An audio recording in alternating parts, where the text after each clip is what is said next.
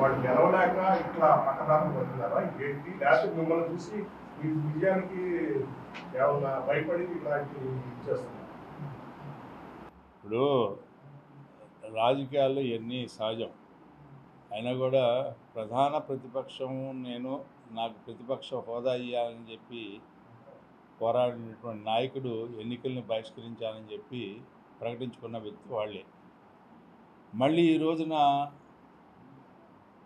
తెరపైకి వచ్చి మనం పోటీ చేయకపోయినా కూడా ఈ రోజున తెలుగుదేశం పార్టీ అదేవిధంగా కూటమి బలపరిచిన అభ్యర్థులను ఓడించడమే మన ధ్యేయం అని చెప్పి చెప్తా ఉన్నారు. నేను చాలా ఆనందపడుతున్నా ఉన్నా ఈ రోజున. ఎందుకంటే మీ కలయిక వల్లే అక్కడ కాస్తో కూస్తో పవిత్రత ఉంటే అది కూడా పోద్ది. ఎందుకంటే ఇప్పుడు వరకు మనం చెప్పేది అదే. ఎందుకు అంటే ఈ రోజున మీరు మంచి ప్రశ్న అడిగారు కాబట్టి నేను చెప్పాలి. ఒక్క నిమిషం, నాకు కూడా సమయం ఉంది. మేము కూడా అదే చెప్తా ఉన్నాం. ఈ యొక్క అభ్యర్థి పీడిఎఫ్ ముసుగు కాదు, ఈయన వేసుకున్న ముసుగు వేరే అని చెప్పి చెప్పాలనేది మా ఉద్దేశం. కానీ ఈనాడు తేటతెల్ల అయింది.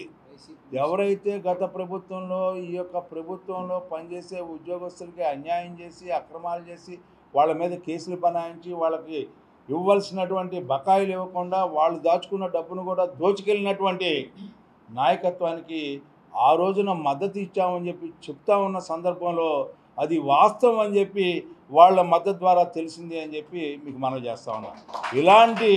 ఇలాంటి నాయకత్వాన్ని మనం ఏ రకంగా ఆలోచించాలనేది ప్రజలు వారి విజ్ఞతకి వదిలేసాం.